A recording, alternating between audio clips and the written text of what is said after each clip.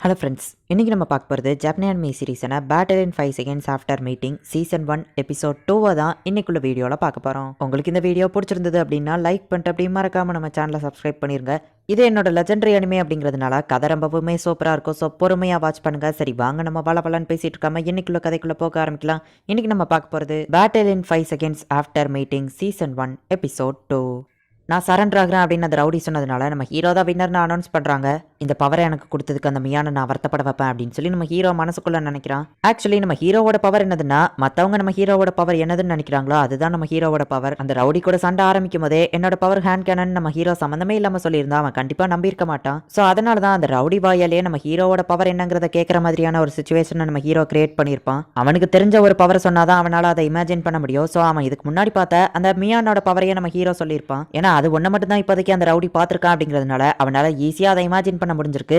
நம்ம ஹீரோவோ ஈஸியாக அதை கிரியேட் பண்ணி அவனை தோக்கடிச்சிட்டான். இப்போ நம்ம ஹீரோயினை காட்டுறாங்க. இவளோட பேர் யோரி. இந்த விதி பேட் லக் அப்படிங்கிறது எப்பவுமே இவளுக்கு மட்டும்தான் இருக்கு அப்படின்னு சொல்லி அவன் நினைச்சிட்டு இருக்கா. அவ ஃப்ரெண்ட்ஸ் கூட போயிட்டு இருக்கும்போது ஒரு நாய்க்குட்டியை பாக்குறாங்க. அவ அதை கரெக்டா தொட போகும்போது மட்டும் அந்த நாய்க்குட்டி குலைக்குது. உடனே அவ டென்ஷன் ஆகவோ, ஹே இதெல்லாம் நடக்கிறது சகஜம் தானப்பா அப்படின்னு சொல்லி அவ ஃப்ரெண்ட் சொல்றாங்க. ஏன் விதி மட்டும் ஏன் தான் இப்படி பேட் லக்ல இருக்கோ, அன்னைக்கு என்னடானா அவனை நான் பார்த்தேன் அப்படின்னு சொல்லி ஒருத்தன் அழுதுட்டு இருக்கான். யாருமே அவனுக்கு ஹெல்ப் பண்ணல. இவ போய் அவனுக்கு கர்ச்சிஃபை கொடுக்கவும் அன்னையில இருந்து நம்ம யோரி பின்னாடியே அவன் வர ஆரம்பிச்சிட்டான். ஹே யோரி எப்படி இருக்க அப்படின்னு நம்ம கேட்கறான். என் பின்னாடி வராதா அப்படின்னு சொல்லிட்டு அவன் அங்க இருந்து ஓடி போயிருந்தா. வீட்டுக்கு வந்து பார்த்தா அவங்க அம்மா என்னடானா இன்னொரு ஆளை வீட்டுக்கு கூட்டிட்டு வந்திருக்காங்க. ஓ இதுதான் உன்னோட பொண்ணா, இவ்வளவு பார்க்க உன்னை மாதிரி கியூட்டா இருக்கா அப்படின்னு சொல்லி அவன் சொல்றான். நம்ம ஹீரோயின் டென்ஷன் ஆகி அங்க இருந்து போகும்போது, ஹே யோரி கொஞ்சம் வெயிட் பண்ணு, என்னோட பாய் ஃப்ரெண்டுக்கு ஒரு பொண்ணு இருக்கா, அவளை நீ பாத்துக்கோ அப்படின்னு சொல்லி ஒரு குட்டி பொண்ணை இன்ட்ரோடியூஸ் பண்ணி வைக்கிறா.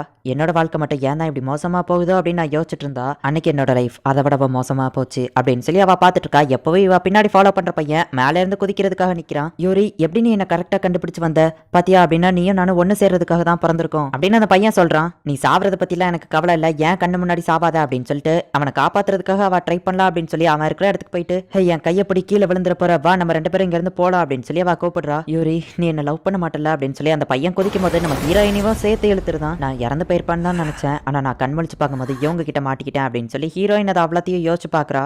எனக்கு மட்டும் ஏன் எல்லாமே இப்படி கெட்டதாவே நடக்கணும் அப்படின்னு சொல்லி அவ யோசிச்சு பார்த்து டென்ஷன் ஆகுறா. ஈவன் இவங்களை இந்த இடத்துல செலக்ட் பண்ணது கூட ரேண்டமா தான் செலக்ட் பண்ணிருப்பாங்கன்னு மியோ சொல்லியிருப்பா. என்னோட விதி மட்டும் ஏன் எப்படி இருக்கணும், என்ன ஒழுங்கா வெளியே விடுங்க, என்ன வெளியே விடுங்க அப்படின்னு சொல்லி அவ கதவை போட்டு தட்டுறா. ஆனா அவளால அதை திறக்க முடியல. எங்க எல்லாரையுமே ஏதோ கைதி மாதிரிலாம் அடைச்சு வச்சிருக்காங்க அப்படின்னு சொல்லி அவ ஃபீல் பண்ணிட்டு இருக்கா.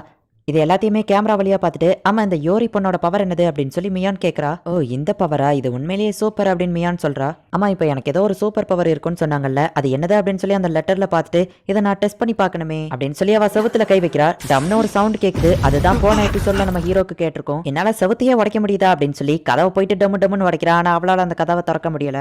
அவங்க ட்ரை பண்ணி பார்த்ததுல எந்த தப்பும் இல்லை. ஆனால் அவங்க தப்பிக்கிற மாதிரியான ஒரு சூப்பர் பவரையா நம்ம அவங்களுக்கு கொடுப்போம், கொஞ்சம் கூட யோசிக்க மாட்டேங்கிறாங்களே அப்படின்னு சொல்லி மியான் கூட இருக்கிற பொண்ணு சொல்றா. இப்போ நம்ம ஹீரோயின் திரும்பவும் அவளோட ஃபிளாஷ்பேக்கை யோசிச்சு பார்க்கறா. ஒரு நாள் ஸ்கூல் முடிஞ்சு வீட்டுக்கு போகும்போது அவங்க அம்மாவோட அந்த பாய் ஃப்ரெண்டோட பொண்ணு அந்த இடத்துல தான் இருக்கிறா. ஓ நீயும் இங்க தான் இருக்கியா, அவங்க ரெண்டு பேரும் எப்போ போனாங்க அப்படின்னு சொல்லி ஹீரோயின் கேட்கவும், எனக்கு தெரியல காலையிலேயே வெளியே போயிட்டாங்கன்னு நினைக்கிறேன் அப்படின்னு அந்த பொண்ணு சொல்றா. காலையில இருந்து அந்த பொண்ணு எதுவுமே சாப்பிடாம தான் இருந்திருக்கா. நம்ம ஹீரோயின் அவளுக்கு சாப்பாடு செஞ்சு கொடுக்கவோ அவசரமா அதை சாப்பிடுறா. ஹே அவசரமா சாப்பிடாத, ஒழுங்கா சமைச்சு சாப்பிடு அப்படின்னு சொல்லி ஹீரோயின் சொல்றா. உங்க சாப்பாடு ரொம்பவும் சூப்பரா இருக்கு அப்படின்னு சொல்லி அந்த பொண்ணு தேங்க்ஸ் சொல்றா. இருக்காதா பின்ன, ஏன்னா உன்னை விட சின்ன பொண்ணா இருக்கிற வயசுல இருந்தே நான் சமைச்சிட்டு இருக்கேன் அப்படின்னு சொல்லி ஹீரோயின் சொல்றா. அந்த பொண்ணு கொஞ்சம் சோகமாவே இருக்கவோ, ஹே நம்ம ரெண்டு பேரும் போய் குளிக்கலாமா அப்படின்னு சொல்லி அவளை கூட்டிட்டு போறா.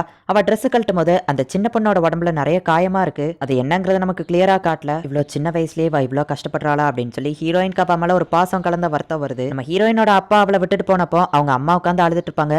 அம்மா கவலைப்படாதீங்க, உங்களுக்கு நான் இருக்கேன் அப்படின்னு சொல்லி நம்ம ஹீரோயின் சொல்லியிருப்பா. ஆமா நீ எனக்கு இருக்க யோரி, அதுதான் எனக்கு பிரச்சனையே. சனிய நீ என் கூட இல்லைன்னா நான் என் இஷ்டத்துக்கு இருந்திருப்பேன் அப்படின்னு சொல்லி அவங்க அம்மா திட்டுறாங்க. என்னோட லைஃப்ல என்னோட விதியே இப்படிதான் இல்ல, எல்லாம் மோசமா நடக்கு அப்படின்னு சொல்லி ஹீரோயின் யோசிக்கிறா. இப்ப அவளோட 1-on-1 மேட்ச்க்காக அவளை கூட்டிட்டு போறாங்க. அவளோட ஆப்போனன்ட் யாருன்னு பார்த்தா ஒரு பெரிய பல்கான ஆளா இருக்கிறான். இந்த இடத்துல அவங்க என்ன போட்ட உடனே நான் ஏதோ நரகத்துல வந்து மாட்டிக்கிட்டேன்னு நினைச்சேன். ஆனா இந்த மாதிரி பொண்ணுங்கள்லாம் இருக்கிறது எனக்கு ஜாலியா தான் இருக்கு. உன்னோட ஸ்மெல்ல வச்சே நான் சொல்லியிருப்பேன் நீ ஒரு விர்ஜின் தானே அப்படின்னு அவன் கேட்கவோ, டை வாய மூடுறா அப்படின்னு சொல்லி அவ சொல்றா. என்னோட பவர் லஸ்ட், அதனால நான் பொண்ணுங்க கூட எவ்வளவு தூரத்துக்கு க்ளோஸா இருக்கணும் அவ்வளவு ஸ்ட்ராங்கா இருப்பேன் அப்படின்னு சொல்லி அவன் பேசிக்கிட்டே கிட்ட வரவும், ஒழுங்கா அங்கேயே நில்ல இல்லைன்னா அவ்வளவுதான் அப்படின்னு சொல்லி ஹீரோயின் பின்னாடி பயந்து போய்கிட்டே இருக்கா. அந்த லாக்கு ரிலீஸ் ஆகிறதுக்கு முன்னாடியே அவன் நம்ம ஹீரோயினை நோக்கி ஓடி வரான். அவன் கரெக்டா கிட்டக்க வரவும் நம்ம ஹீரோயின் அவன் மூஞ்சிலேயே ஒரு கிக்கு விட்டுருக்கா. உன்னோட ஃபைட்டிங் ஸ்டைல் அது ரொம்பவுமே சூப்பரா இருக்கு, ஆனாலும் உன் கால் என் மேல பட்டுது, அது எனக்கு ரொம்பவும் பிடிச்சிருக்கு அப்படின்னு சொல்லி அடி வாங்கியுமே அவனோட பவர் லாஸ்ட் ஃபர்ஸ்ட்ங்கிறதுனால நம்ம ஹீரோயின் அவனை தொட்டதுனாலே அவனோட பவர் கொஞ்சம் அதிகமாகுது. ஏன்டா ட்ரெஸ் கழட்டுற அப்படின்னு சொல்லி நம்ம ஹீரோயின் வெக்கப்படுறா. அப்படின்னாதான் என்னோட பவர் கூடும், அது போக ட்ரெஸ்ஸோட சண்டை போடணும்னு ஏதோ ஒரு ரூல்ஸ் இல்ல அப்படின்னு சொல்லி நம்ம ஹீரோயினோட கழுத்தை பிடிச்சி அவன் நெரிச்சிட்டு இருக்கான். உன்னோட ஸ்மெல் ரொம்ப சூப்பரா இருக்கு, நீ சாகும்போது கூட நான் இப்படியே உன்னை கட்டி பிடிச்சிக்கிட்டே இருக்கிறேன் அப்படின்னு சொல்லிட்டு அவனோட பிளாஷ்பேக் அவன் சொல்ல ஆரம்பிக்கிறான். எனக்கு ஸ்கூல் பொண்ணுங்க சின்ன பொண்ணுங்கன்னா ரொம்பவும் பிடிக்கும் அப்படின்னு சொல்லி ஒரு தடவை அவன் ப்ராஸ்டிடியூட் கிட்ட போயிருப்பான். அவன் கோர்ட்ல இருக்கிற அவனோட விசிட்டிங் கார்டு எடுத்து நீங்க பெரிய கம்பெனில வேலை பாக்குறீங்கன்னு நினைக்கிறேன், எனக்கு 20,000 வேணும் அப்படின்னு சொல்லி அவ கேட்கவும், ஆனா நீ 1 ஹவருக்கு 2,000 தானே சொன்ன அப்படின்னு சொல்லி அவன் கேட்கறான். உங்களால இப்ப தர முடியலன்னா விடுங்க, நான் உங்க ஆபீஸ்ல வந்து வாங்கிக்கிடுதேன் அப்படின்னு சொல்லி அவ மிரட்ட ஆரம்பிக்கவோ, இவ என்னையவே மிரட்டுறாளா, இந்த இடத்துல நான் தான் பாஸ் அப்படின்னு சொல்லி அவளோட கழுத்தை பிடிச்சி அவன் நெரிச்சு அப்படியே அவளை கொன்னுட்டு இறந்து போன அவ டெட் பாடியை கட்டி பிடிச்சுவான். ஸ்மெல் நல்லா இருக்கு அப்படின்னு சொல்லி கிறுக்குத்தனமா பேசிட்டு இருக்கான். அந்த பொண்ணுக்கு நடந்தது தான் இப்போ உனக்கும் நடக்க போகுது, எப்பவுமே நான் தான் பாஸ், சாக போறது தான் உன்னோட விதி அப்படின்னு அவன் சொன்னவுமே அந்த விதியின் வார்த்தையை கேட்ட உடனே நம்ம ஹீரோயினுக்கு செம டென்ஷன் ஆகுது. என்னோட லைஃப்ல மட்டும் ஏன் எப்பவுமே எனக்கு எதுவுமே நல்லதே நடக்க மாட்டேங்குது அப்படின்னு சொல்லிட்டு அந்த விதியை நான் மாத்துவேன் அப்படின்னு சொல்லி அவ செம டென்ஷன் ஆகுறா. என்னோட விதி இது இல்ல அப்படின்னு சொல்லி அவ டென்ஷன் ஆகவுமே அவ பவரும் அதிகமாகுது. மத்தவங்களோட வழியில தான் உனக்கு சந்தோஷம் கிடைக்கும்னா வழினா என்ன நான் உனக்கு காட்டுறேன் அப்படின்னு சொல்லி அவனோட கையை கிரஷ் பண்ணி விட்டுருதா. அவன் வழியில துடிச்சிட்டு இருக்கவும் தரையில குத்தி அந்த இடத்துல டஸ்ட் கிரியேட் பண்ணி செம ஃபாஸ்டா அந்த இடத்துல இருந்து மூவ் ஆகி ஒரே பஞ்சு தான். டேய் பொம்பளை பொறுக்கி ஒன்னு சும்மா விட மாட்டேன்டா அப்படின்னு சொல்லி அவ கத்துறா. அவளோட பவர் என்னன்னா அவளோட பிசிக்கல் எபிலிட்டிஸை அவளால அதிகமாக்கிக்கிட முடியும். யூரி வின் பண்ணிட்டா அப்படின்னு சொல்லி நம்ம ஹீரோயின் ஜெயிச்சிட்டா அப்படின்னு இப்ப அனௌன்ஸ் பண்றாங்க. அவளோட அந்த பவரை வச்சுட்டு எப்படி அவளால அவ்வளோ ஃபாஸ்டா மூவ் பண்ண முடிஞ்சது, நீங்க ஒவ்வொருத்தங்களுக்குமே அவங்களுக்கு தகுதியான பவர்ஸ் தான் கொடுத்துருக்கீங்க மிஸ் மியான் அப்படின்னு சொல்லி கூட இருக்கிற பொண்ணு சொல்றா. இவா மேலையும் நான் ஒரு கண்ணு வச்சுக்கிட்டேன் அப்படின்னு சொல்லி மியான் சொல்றா. உனக்காக வச்சோம், நான் கண்டிப்பா இந்த இடத்துல இருந்து தப்பிச்சு திரும்ப வருவேன் அப்படின்னு சொல்லி அந்த தங்கச்சிக்காக வச்சு நான் உயிரோட போனோம் அப்படின்னு சொல்லி யோரி மனசுக்குள்ள நினைக்கிறா. இந்த ஆர்கனைசேஷனை நான் அழிக்கணும் அப்படின்னு சொல்லி நினைக்கிறேன், ஆனா அவங்க எந்த ஒரு ரெஸ்பான்ஸுமே பண்ணல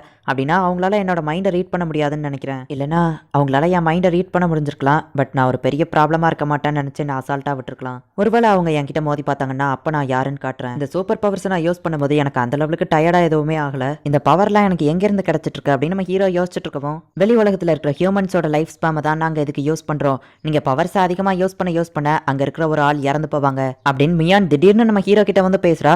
நம்ம ஹீரோ திடீர்னு பார்த்தா கண் முழிக்கிறான். அது கனவா என்னங்கிறது நம்ம ஹீரோக்கு தெரியல. இப்போ அடுத்த மேட்ச்க்காக நம்ம ஹீரோவை கூட்டிட்டு போறாங்க. போன தடவை நடந்தது ஃபர்ஸ்ட் ப்ரோக்ராம்னு சொன்னாங்க, இப்போ அடுத்து என்ன பண்ண போறாங்க அப்படின்னு நம்ம ஹீரோ யோசிச்சுட்டு இருக்கான். நம்ம ஹீரோ போற இடத்துல ஆல்ரெடி 4 பேர் இருக்காங்க. அதுல நம்ம ஹீரோ கூட சண்டை போட்ட அந்த ரவுடியும் ஒருத்தன். ஹலோ லேடிஸ் அண்ட் ஜென்டில்மேன், அடுத்தது நீங்க சண்டை போட போறது 5 vs 5 டீம் பேட்டில் அப்படின்னு சொல்லி மியான் ஸ்பீக்கர்ல சொல்றா. இந்த இடத்துல இந்த எபிசோட் முடியுது. நம்ம ஹீரோயினோட பவர் அவளோட பிசிக்கல் எபிலிட்டிஸை அவளால அதிகமாக்க முடியும், அவளால ஃபாஸ்டா ஓட முடியும், ஹைட்டா ஜம்ப் பண்ண முடியும், அது போக அவ ஸ்ட்ரென்த்துமே ரொம்ப அதிகமா இருக்கும். அவளுக்கு கோவப்பட்டா அவளோட ஸ்ட்ரென்த் ரொம்பவும் அதிகமாகும். இதுதான் நம்ம ஹீரோயினோட பவர். ஆனா நம்ம ஹீரோவோட பவர் மத்தவங்க என்ன நினைக்கிறாங்களோ அதுதான் நம்ம ஹீரோவோட பவர். நம்ம ஹீரோவோட பவர் கொஞ்சம் காம்ப்ளிகேட்டட் ஆனது, அது போக நம்ம ஹீரோவால ஈஸியா அந்த பவரை யூஸ் பண்ண முடியாது. நம்ம ஹீரோ அவனோட பவரை யூஸ் பண்ணணும்னா அதுக்கு ஃபர்ஸ்ட் நம்ம ஹீரோ கிட்ட அந்த பவர் இருக்கு அப்படின்னு சொல்லி மத்தவங்க நம்பணும். இப்படிப்பட்ட ஒரு பவரை வச்சுட்டு நம்ம ஹீரோ எப்படி இதுல ஜெயிக்க போறான் அப்படிங்கறத பொறுத்து இருந்து பாருங்க. அண்ட் உங்களுக்கு இந்த வீடியோ பிடிச்சிருந்தது அப்படின்னா லைக் பண்ணிட்டு அப்படி மறக்காம நம்ம சேனலை சப்ஸ்கிரைப் பண்ணிருங்க. தேங்க்யூ ஃபார் வாட்சிங். பை கைஸ், நெக்ஸ்ட் எபிசோட்ல மீட் பண்ணலாம்.